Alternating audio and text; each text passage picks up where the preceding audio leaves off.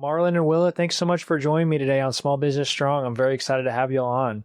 Thank you. Thank you for having us. Yes, thank you. Of course. Of course. Yeah, so I'd love to start with your logo. So on your logo, y'all have Psalm 136:1 on there. What does that psalm mean to you guys? So for us, of course, we give thanks to the Lord for all things. And so the Bible verse is, oh, give thanks to the Lord for he is good. His love and faithfulness endures forever. And we just always, in anything that we do, we give honor to God. This business was just a hobby, and it has flourished. We'll be 3 years in November. So that's just a testament to how good God always is and how good he's been as far as us being able to have this business. And it has been an amazing journey. And without God, we couldn't do this. So we give all glory and praise to him. I love that. So so give thanks to the Lord because he is good. What about when things aren't great? What do we do then? He's still good. Yeah, he's good. He's still good, and we still praise him in the midst of any adversities that we may face. And we have faced some. Life is life. Life tends to life, no matter what's going on. Even in our not so good days, and we all as individuals have had those days, we still give thanks to the Lord. When there's nothing else we can do, we can always give him thanks and praise his name. So that's great. That's great. So you said this started out as a hobby. Tell me about how the hobby got started, and then we can talk about the business side. Well, me and my son deer hunt. My wife, she didn't deer hunt before. She do some hunting now. Yeah. And me and my son, we had this 1 5-acre lot. In 5-acre spot, God let us hunt, but all the deers, they were skinny, and it was only does. So it was no bucks. They were just all does, and they was just like real cage Ethiopian skinny, what I call it. And I told my son to say, let's see if we can find some kind of way to get these deer to gain weight. Because in South Carolina, most of us is just what we call corners. We put out corn 2 weeks before deer season and bring them in and shoot them. So I remember, watching shows with the big bucks in Ohio, Illinois, Texas, and places like that. So I called around to different states and different plantations and all kinds of stuff. They said, well, we use protein and cotton seeds and stuff like that. And it was like, well, deer here is not going to eat cottonseed, but me and my wife love to cook. So I remember some stuff I used to play with and flavor my corn with. So I said, well, you know what? I'm going to flavor the cotton seeds and mix it with corn and see what we can do. And she used to come out there and help me with two told me, won't you try this and try that? So we start putting out corn and cotton seeds and they started eating it. Then I remember they talking about protein. I'm like, what the heck is protein for deer? So I did research and learned about peanuts, soybeans, sunflower seeds, and other stuff. And we started mixing all that stuff together. Started feeding it to the deer and putting it on Facebook, and our deer just started gaining weight within 3 months. So it wasn't antler growth thing we was trying to do. We was just trying to gain weight on the deer. And this mom and pop place in Clover, South Carolina, 8 Point Bass, Rachel and Matt reach out to us and say, y'all ever thought about selling that? I talked to the wife. We were like, no, we just playing with our deer. Talk. Well, we want to be your first dealer. And I said, well, baby, you want to start a business? I already got a business.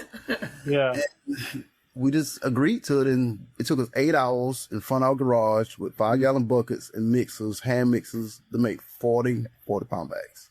Wow. So what was in that initial first mix that you started seeing results within 3 months? It was the cotton seeds. It was soybeans, corn, and oats. We haven't incorporated peanuts yet, and I don't think we incorporated sunflower seeds. We might have had sunflower seeds, but I'm not sure. We might have did have sunflower seeds. I think we did. Yes, we may have. Maybe have, yeah. Mm-hmm. Yeah, and that was just it. We come up with how much of each to put in there, and we start mixing it up with a mixer and a paddle, and going from there. And yeah. In front of our garage where we actually live in an HOA. So I was like, they're going to put us out. Yeah. How'd y'all navigate that with a growing business? So we moved it from in front of the garage to the backyard. So our backyard is fenced in. So we had the adversity of the elements, cold, hot. We live in South Carolina, humidity. We actually had deer that would come up in our backyard after the feed, and we was like, what? So we had to build boxes, build certain things to keep the bags in. Oh my goodness, we have some of the most healthiest squirrels ever because the squirrels would get into it. So we just had a lot of adversity, and we were in the backyard for 2 or 3 seasons, and my husband was like, we need a building. We went and looked at a spot. It was kind of back off up in the woods, and I was like, I'm not comfortable. I can't go out there. And so he was like, just have an open mind. We looked at it again. It was 1,500 square feet. And we decided, okay, we'll do it. By the time we moved all of our equipment, so we literally, our equipment is piecemeal. We have gone, I feel like we're a version of American Pickers. We've gone to people with hog houses, augers. I did not know what an auger was. We put all of our machinery together, and it was piece by piece, literally. So we moved into that building, and as we would get different type of equipment and add our bagging lines and things, we outgrew that within the first 2 months. We really? We were out of space. At the first warehouse? Yes. Mm-hmm. Wow. So we were there about a year, little over a year and 3 to 4 months. And the gentleman that we will rent from, he was selling the land, and I was like, it's time. We have to find something. So we started just networking, talking to people, asking you if you know of anyone with a building for rent. And this gentleman who was making cups for another friend of ours, we had ordered cups. He was making cups, and Marlon was just talking to him one day and said, hey, do you know if anyone with a building for rent or sell, let us know. He was like, yeah, I have a building for you. And we was like, really? And so, and it's nothing but God. It's just the timing, and I know it's nothing but God. And so he said he had a building. We looked at it, and we were like, this is real. And so that's 12,000. So we went from 1,500 square feet to 12,000 square feet. Oh my goodness. And y'all are still there today? Yes. Yeah, we just purchased out. How are y'all doing with space management there? Are you filling that space out pretty well, or? No, we have plenty of space. Yeah. Good. That's good. That's so good. We've been able to expand and add a second bagging line. We have space to put each of the products that we produce, because we do MTX, we do deer blocks, 25-pound blocks and 150-pound blocks. So we have space to put the different products that we are making and selling now. That's amazing. So it's been a blessing. That is so cool. When did y'all add the second feed line? Or sorry, the second, I guess, production line? Last week. Nice. Congrats. That's so cool. So what are you, we talked about growing big bucks, and I know what you're talking about, because so we live in Texas, and my wife has a small family farm in Fredericksburg, and when we hunt down there, the deer are just smaller. They're just smaller bodied. You mentioned in 3 months you saw them grow big. What are you guys doing differently from other feed companies that are growing those big deer? Like I say, our feed was based on weight, not antler growth. Just so happened it helps with antler growth as well, but ours is a high fat product. And most products out there, not a bad thing, but we're just different. A lot of them have less than 6-8% fat content or percentage. Ours have, I think, 13. It's either 10 or 13% fat. Okay. And we believe I like a big rack deer, but I also like a big body deer. And depending on where you're from, people call big deer by their racks, or people call big deer by their body. So it just depends on where you're located. And also, I think it also depends on what you're expecting to do. If you're a trophy hunter, you want big antlers. If you want it for harvest, to feed the family, you want more of a big bodied deer for the harvest. Sure. Sure. Yeah. It just so happened God bless our mix to be a high protein, fat, and fiber feed. I believe in all three. The protein is helpful for the antler growth. The fiber is helpful to digestion, so it can absorb the protein and the fat it needs, and the fat to help to put weight on the deer. Wow. So you're getting these each ingredient delivered to your facility and mixing them with the auger and then bagging them yourselves? Or how does that work? Yes, that's exactly what we're doing. Yep. We purchase all of our product. We have a specialized mix that each mix, it has the exact same ingredients, same measurements, and then we bag 50-pound bags. Bag them, fold them, stack them on a pallet, and then they're for sale. Wow, that's so cool. How many dealers y'all have to date? I think we're pushing close to 50 dealers in 12 states. That's amazing. Very cool. So every entrepreneur reaches a point where they feel like quitting, putting up shop, just shutting it down. What are some of those points in your life that you've seen, you come close to, hey, I think we might just be better getting in, continuing running either your own business or getting a 9 to 5? What are some of those points y'all have had? The first thing I would say is when we were in our backyard, because again, we had the adversity of the elements, whether it was rain, trying to keep the product from getting wet, it was sun, it's humid, it's hot. And I used to say to my husband, what are we doing? Why did we choose this out of all the businesses to start? And I used to say to my husband, I quit every night and every morning I would start over again. Yeah.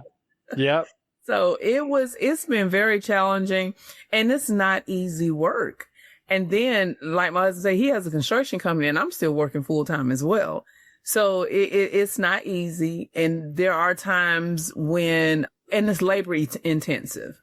And so there are times where I'm just like, I'm tired, or I'm like, we're getting older.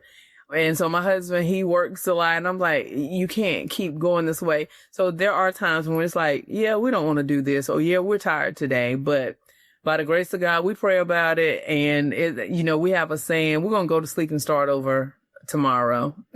So That's exactly what happens. So y'all are both working full time and then doing this, I would say, on the side, but it sounds like it's beginning to be more a full-time thing than on the side. Correct. Yes. Wow.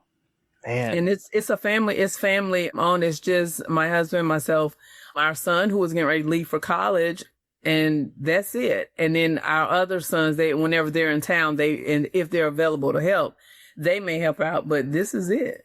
Wow. So y'all been in business for like 3 years or so, or how long would you say the business actually started? November 1 will be 3 years. Mm-hmm. Okay. November will be 3 years. That's when we actually, my wife went and got business license, retail, wholesale license, and all the legal stuff. Wow. We started making our first bags in, I think, the October of that year, 2023.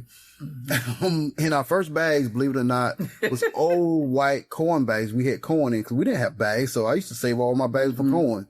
And we named the business MTX, which stands for Trail Mix. Trail Mix. Mm-hmm. And people always say, what does it stand for? Marlon Trail Mix? No, it's Trail Mix, because we took the T from the trail and substitute that for the I and mix has MTX. Mm-hmm. So our first bag was white bags with zip ties on it, and Magic Marker had MTX on it. I love it. Yes. I love it. And so that company, was it a feed store that asked you, hey, when are y'all going to start selling this? Were they your first dealer? Mm-hmm. Very first. That's who sparked it all. Because we weren't thinking about trying to sell this. We were just trying to grow out there big. And they sparked it all. They still with us to this day. And wow. Yeah, so they was out of 8 Point Bass, out of Clover, South Carolina. And how'd they initially hear about you? I'm on one of the hunting groups on Facebook. And I just post a lot of stuff. I post, I like to try stuff. I'm that guy that tries stuff, change stuff up. Nothing beats failure, but not trying. That's what I believe in. And I was just using cotton seeds, and I show them how I flavored it, and I mix it with the corn. I mix some other stuff, and I put it out and show them the results. And they just kind of got intrigued because, like I say, South Carolina is basically a corn state. You put out corn and that's it. So when you introduce something new and it works, you're like, oh, well, let me see about that. So yeah, man, that's so cool. So one of my signature questions I like to ask everybody is, if tomorrow you lost your warehouse, you lost all your dealers, you lost all your equipment, everything, how would you start over from scratch? Or would you? Good question. Oh, wow. Would you? I don't know that I would. And so that's just today in this moment. I don't know that I would. But again, I used to quit every day too. I quit every day. I'm not doing this no more. Yeah. And 3 years later, I'm still doing it.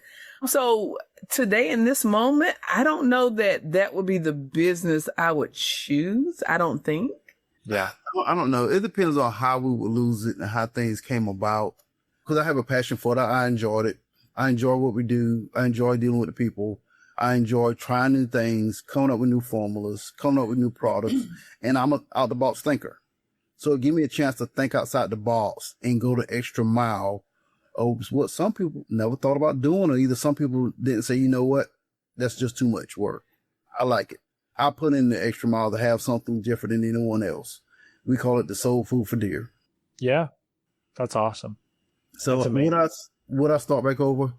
That's a good question. It just depends on how I felt at the time. But what would I do different? I know what I would do different is, since I have the experience now, I'll probably do some things differently. What are some of those things? So like, you know, you lose everything, but you keep your knowledge. So all the knowledge that you've had, you know, most of the time when I ask this question, there's kind of a fork in the road. You can either bootstrap it and cash flow it the way you did it, or you could take out, you know, a larger loan and just instantly buy all the equipment that you need and go to town in production. What would you do now that you have all the knowledge that you have? I would take out a loan. If we didn't have the cash on hand, I don't think I would want to put everything together. I would just bootstrap it. I mean, not bootstrap it. I would just give me the money and we go buy all the stuff, get it set up, blow it, and get it going, get some good employees and let it ride. I mean, I pay me even more. And I will follow him down that journey. Yeah, exactly. Like my wife said, we done been to Tennessee by getting mixes. We done been to hog parlors, cutting stuff out. I done been in the cotton gin house in the deep down in the floor, cutting the augers out. I done came out there out of hemp plants, getting stuff. I done got some stories I can tell you. Mm-hmm. So you really did. Y'all really sourced everything from different really industries and you put together something that worked. How'd you guys do that? I think honestly, God put a lot of people in our path. I was going to say. And the people that could do certain things and teach us, say, we contacted they were like, Catfish, this is what you need. This is what you do. Just like at Hawks Lake. Hawks Lake is the place we buy a lot of our augers, we used to buy our flex augers from. There was a guy named Blake there out of North Carolina. I love Blake. Blake was the only one in that company would take time, draw out something on paper, and I draw it out on paper. I could email it to him.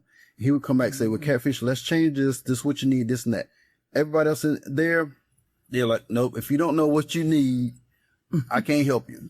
But Blake took the time to help design our first auger system, and he also took the time to design our second auger system. Well, where we mix it and then send it to the bins for holding and bagging. And some other people that we bought equipment from got put in our path too to teach us, say, well, this is what you need, or come on, I got some stuff over here you can use. Mm-hmm. Wow. Really? I think the beauty of this journey has been in the people that we've met along the way. People that didn't know us from Adam, that were so willing to, you know, give us knowledge, to congratulate us, to work with us. One of a farmer, great friend now, when we started this, we would go pick up our cotton. I mean, not our cotton seeds, but our soybeans from him. And we were buying from him. And he was so vested, like, what are y'all doing? And, you know, Marlon would have conversations with him, just always just such a sweet gentleman, didn't know us from the next person. And he was like, that's labor intensive. That's hard work. Y'all are going to wear yourselves out. Like, you coming down here, you have to pick up stuff, then you have to go back and hand mixes. And he said, I tell you what, you need a bagging scale. He had a bagging scale. And we was like, yeah, we'll work up to that. You know, again, we didn't know what we didn't know. And he said, I tell you what, he said, I'm going to buy y'all a bagging scale and you pay it off. What did he give us, a year, 2 years? 1 year. 1 year. He said, pay it off in a year. And the only thing that he asks is if our company went belly up, that we give him back the bagging scale. That's all he wanted. And he gave us a year to pay it off. I'm talking a $4,500 piece of equipment. He didn't know us, that he will ever see us, you know, again. But yep. Wow. Mm-hmm. And that allows you, just for the viewers who don't know, that allows you to control the amount of feed that comes out and then stop immediately whenever it gets at 50 pounds or whatever you're trying to shoot. Because all before we had a scale on the floor with the leaf bagger holder with our bags on it. So we had to dip our feed out of 55-gallon drums with 5-gallon buckets and weigh each one of them out by hand. Wow. Like that, and then sew them up. So that helps speed production up dramatically. Yes. Yeah. That's amazing. Well, we've talked about a couple mistakes and hard things, but what are some of the mistakes, just a couple of them, that have really cost you a lot? And it can be either money or time or maybe a relationship, or what's something that's costed you? Well, I ain't say costing us now, but I have learned sometimes I make knee-jerk decisions about buying certain things or certain equipment, and I don't do my full research. And so I have bought some equipment and bought some things, and after I bought them, I found something much better. And sometimes we already had it. Yeah, well, like the motor. Yeah. So, Can you give an example? Like what are some of those things? oh well, when we bought our big mixer now, we went from 5-gallon buckets to a mixer that mixed 200 pounds of feed at a time. We have loved that. I mean, 4 bags at a time. Then we went to Tennessee, 8 hours one way, 8 hours back, and bought another mixer we had to refurbish, and it mixed 16 bags at a time. You didn't tell us nothing. Then this other guy found on Marketplace, he had this big Marion mixer, but it was all rusted out. The motor looked like it's been outside forever. Didn't look like it run. So I told the wife, I said, well, we're going to get this from him, but I'm pretty sure this motor don't run. So I'm going to go buy another motor just in case. So I went and bought another motor and had it stored back. Then when we finally got the big mixer here and refurbished it, the motor ran like a champ. Wow. And how old was this machine that you got? The mixer, I think, was either from 72, it was in the 50s. It's a 50-something mixer, 1950-something mixer. And it still ran. 4,000 pounds at a time. 4,000? Yeah, no, so right now we can mix 4,000 pounds of feed in 30 minutes. Wow, that's amazing. So you put all your ingredients in there, mix it in 30 minutes, and then start. Well, no, that's when start the feed. That's when I'll start auging the stuff up to the mixer, because the mixer don't run no more than about a few minutes at a time. The mixer maybe run 10 minutes. So that's when us putting the feed in the auger, auging it up in the mixer, doing our special little thing to it, mixing it together, and then taking it out to mix and put in the silos. Wow. Now, I will tell you, relationship-wise, it was tough in the beginning because we were all work, no play. We did not take time out for each other. We're in church every Sunday, so that was a given. We were not going to miss church. I was like, I will side-eye you.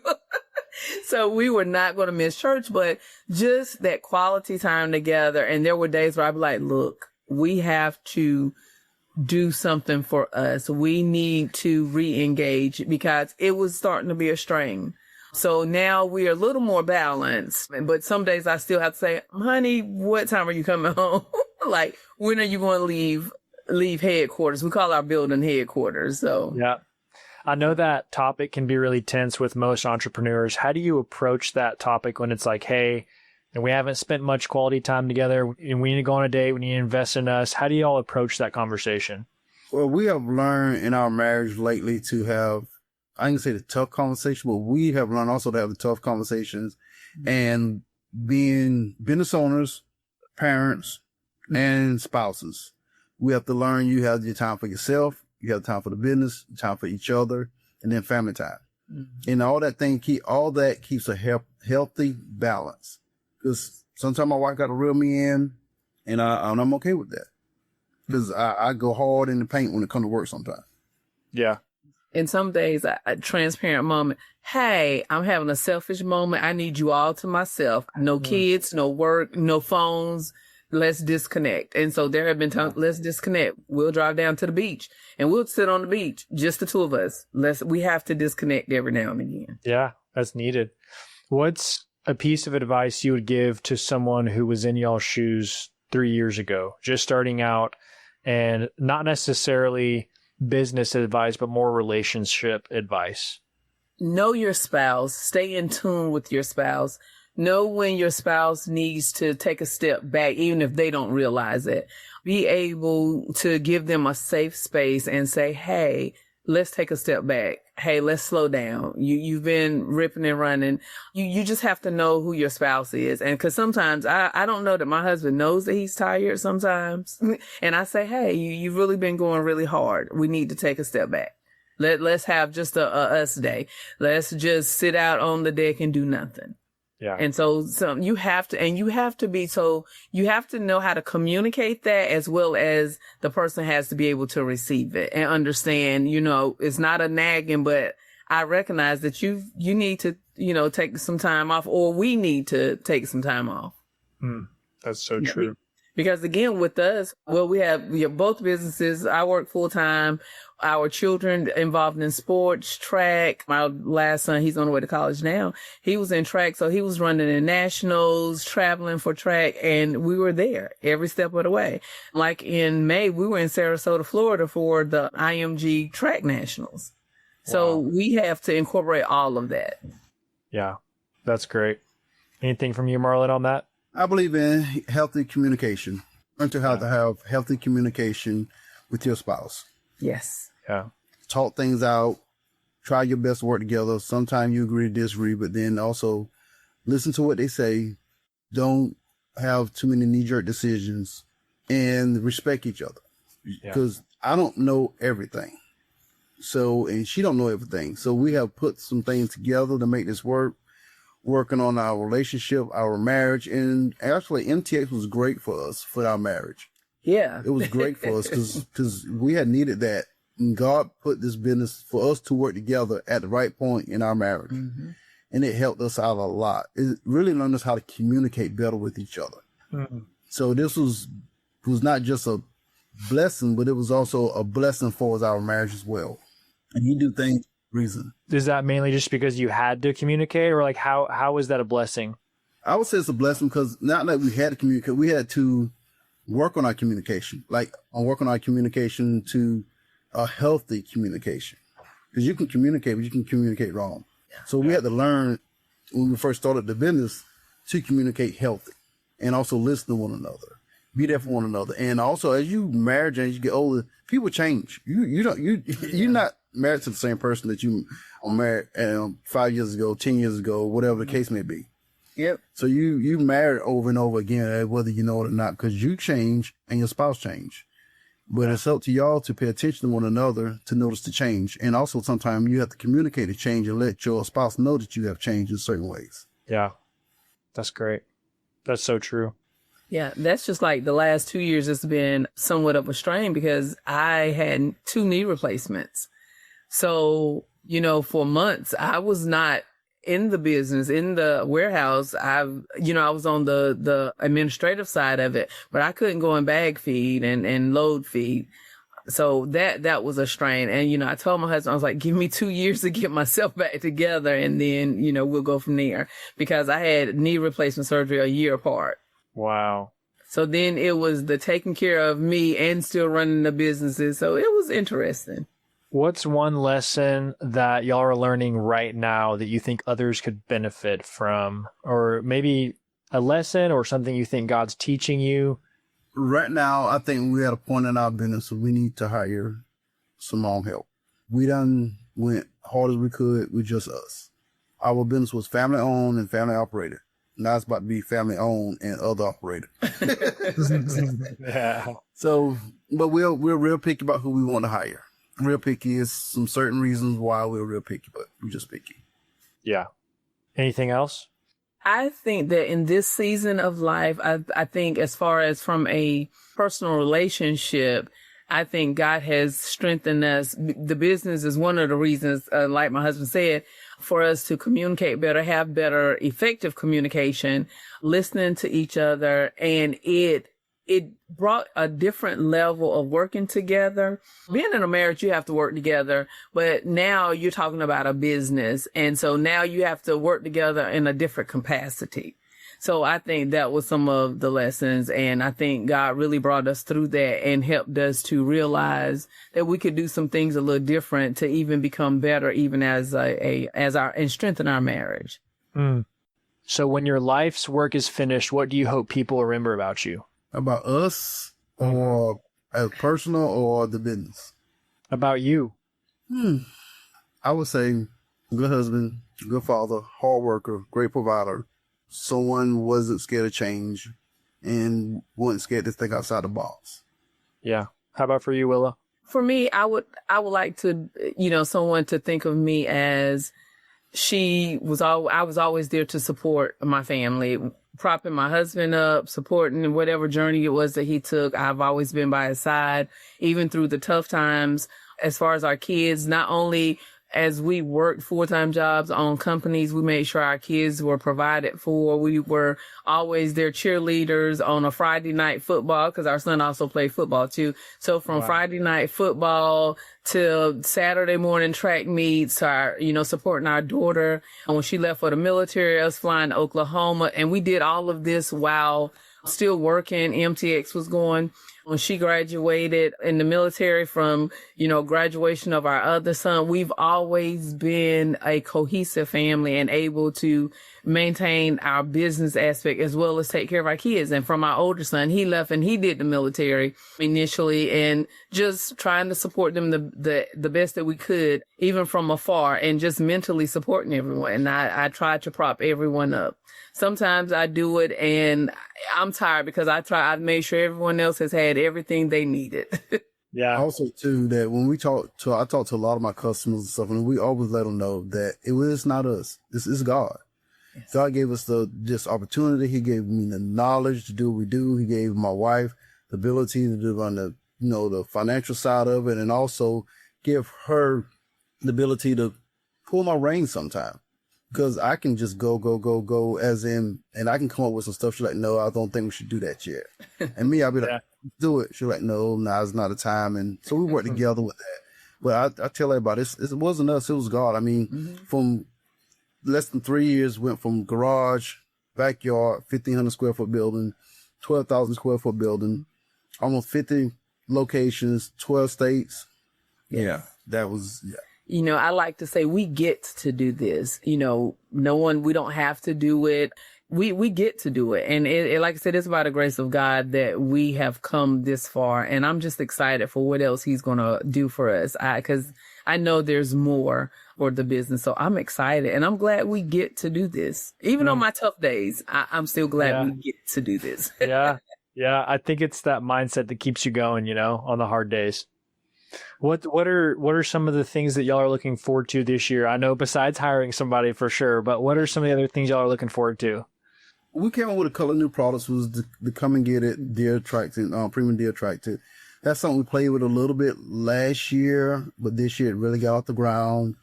And like even sometimes when I'm in church or whatever, God will give me visions of what to do or how to do things. Honestly, he does. And we just looking to grow and streamline the business better. Yeah. He have put some good people in our life. Yes. To help us get there. I mean, we got some people in our life that we need, kind of like the Shark Tank. We didn't have to interview for Shark Tank, but some people came in our life like the Shark Tank people. And I was like, really? I mean, and then like he blessed us with the 12,000 square foot building that we didn't have to put an application in. I mean, how you buy a 12,000 square foot building, you didn't have to put an application in. Like, okay, yeah, I do it. I mean, wow. So just looking forward to growing at our own pace, the pace that God wants to grow. We don't, like my wife said, we don't want to grow too fast, but we do want to keep growing. Eventually, like right now, you in Texas, we have 2 dealers in Texas and open a distribution center soon. Wow. Yeah, it sounds like y'all's growth has been relatively fast, but it doesn't seem like it's like you keep on giving glory to God, but it does seem like that. It doesn't seem like it's because you're grinding and you're pushing, but it really, if God opens up the door, it's going to happen. And if not, it's not going to happen. Correct. And he has shut some doors and blocked some things. Mm-hmm. There was some stuff that came, opportunities, but if me and my wife can't really agree on it, I'm not going to do it. Because I respect her as my wife, and I respect her as the owner of the company. A lot of people see me as the face, and they think I make all the decisions, what I say go. That's not true. That's not true. I make a lot of smaller decisions, but a lot of major decisions, and even some smaller decisions, I go to my wife as the owner. What's your thought about doing this? What's your thought about working with this person? What's your thought about this product? So I respect her as my boss when it comes to MTX. Yeah. And I know some men have issues with that, but we are a good check and balance. Yeah. And I think, for the short time we've been in business, it shows that. Yeah. It definitely takes a very mature relationship to have that perspective. Yes. Yeah. So what do you mind? And this is my last question, and then I'll open it if y'all want to talk about anything else. But Do you have a example of one of those times where you were like, hey, this is where we're going. We need to go there. And then maybe Willa said, hey, no, I don't think so. And then maybe you're glad, or maybe an idea that you have that just didn't work out. Or do you have an example of something like that? I'm pretty sure I think I do. Cause, like I like come up with new products, and I forgot which product I was trying to come up with, but she would just say, no, it's not the time. Or we had opportunity to sell a lot of feed potentially, though. So they say, but they wanted us to put our feed in their bags. Yes. And the wife was like, no, not doing that. She said, we worked too hard for that. And yeah, we worked too hard to put our product in someone else's bag for it to be advertised as their own with just a small snippet of our logo on the bag. I was like, no, we worked too hard.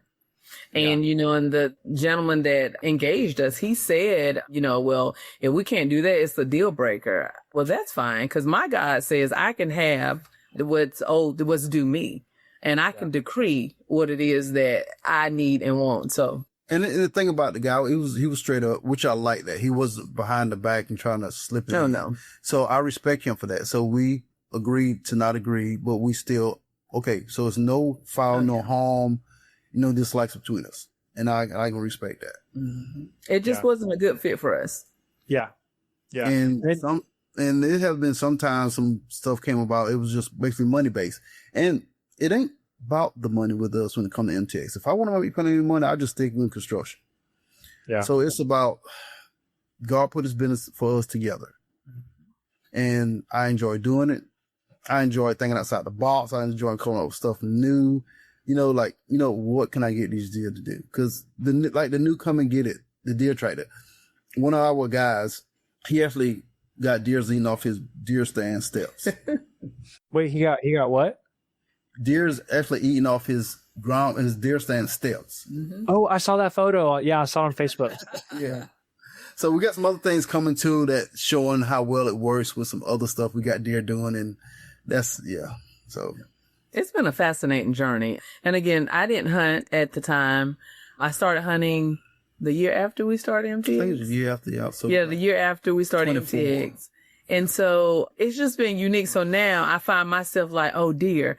And so we have a feeder out back at the back of our property, and the deer come in the evening. And so I'm on a back deck. I'm looking at the deer looking at me. Before, I wouldn't have paid that much attention. Yeah. So it's been a neat journey. That's so cool. Was there anything else, another story or anything like that y'all want to share? Wow. I'm at a blank, but I'm sure it's a bunch of stories I can share. Because I can say knock down drag outs, but I don't want to do some things. She's like, no, I will shut this company down tomorrow. So we all need that. Let's be honest. We need that. Look, that has happened. A couple times. I just want a couple times. Yeah. That has happened. But she have loosened the reins some with me. I like with products, because I can come up with products and I'll bring it home. Say, what's your thought about this? And she haven't been quick to say no before. I mean, usually she used to be quick to say no, but now she's like, well, let me hear him out or see what this does. Well, in my defense, the quick to say no, because again, he's the adventurous one. Yeah. And every other day there's a new product. I'm like, no, let's get this off the ground. Our main product. Let's get this up running. Let it take off the ground. It's 3 weeks and now here's another product. Did you start? No. Hey, so yeah, we've had some, look, I tell you what, I'm closing. and I think half the battle with that, John, is me putting something out there and she don't even know about it. She see it on Facebook. I like come up with something else, selling it, and she don't even know about it. And then there's that. I'm like, well, what is this? Because I'm finding out on Facebook. We didn't have that discussion. So half the battle is let me talk to her, tell her what I want to do. So, just like when we came up with MTX Plus. MTX Plus is the one with the mineral, with the antigrowth mineral mixed in it. So I had to tell my logic guy. I was in church, I think, of October, November last year, and something hit me, say like, season's about to end. So antler growing season's coming up. And people gonna be putting out minerals. She like, and then God like, put it in your mix. You have a way to get it to stick to you already know how you can get it to stick to all your grain. You have that part down. So this would be the perfect time to launch it the first of the year during antler growth season. And MTX Plus did very well this year. I mean, we fed it to our deer and we got some decent looking deer as well. Wow. Yeah, that's amazing. And then also we did the DFB, which is the deer feed block. Mm-hmm. And it has a natural dewormer in it and also an insect repeller. And that's doing very well also. Yep. Wow. Well, I guess you need proof of concept. So if you put it on Facebook and then you have people buy it or pre-buy it, you're like, hey, we got to make it now. It's already pre-sold. Honestly, before we put anything out there for sale, we test it. We test it ourselves, and also we send it out to friends to other states because we just don't want a product to work in South Carolina. We want a product to work in almost anywhere in the country. Yeah. You know, Texas, Ohio, Georgia, Alabama, Maryland, Tennessee, anywhere. So we send it out to different people.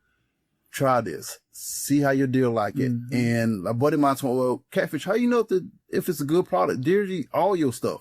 I like, well, it ain't about them eating all the stuff. It's sometimes about how quick they come to it, how often they stay on it, how often they revisit it, or do they eat it all, or do they leave it? So it's some research behind what we do and how we do it. Yeah. And like I tell people, find a totally new spot, put it there, tell me how long it takes for them to get there, and once they do, tell me how often they come back and visit it, and do they really like it, and do they stay on it? So I can say science, but it's research. Yeah. And I think anyone that receives a free bag of feed or, you know, the new mix, they're not going to complain. They'll give you as much feedback as you want. And then you're getting market information, you know?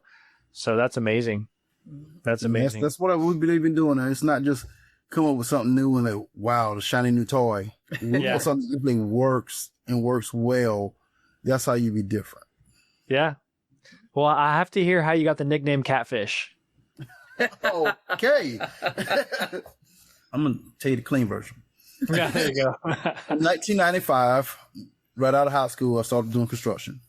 This big, tall electrician walked up to me and said, what's your name, son? I said, Marlon. He said, that's the name of a pretty fish. I said, yes, sir, it is. He said, but you weren't ugly so-and-so and so, and he called me Catfish and it stuck. Wow. So, name of my construction company is Catfish Construction. Been in construction for 1 year. Name of my hunt club, I had a hunt club in Norway, South Carolina, who had it for 30 years now, and his name of it is Catfish Hunting Club. Wow. So that's how I got the nickname Catfish. It's stuck. It's stuck. So, yeah. Well, Willa and Marlon, thank y'all so much for joining me today on Small Business Strong. I really appreciate it. Thank you so much, John, for having us. For having us. Yes. Of course.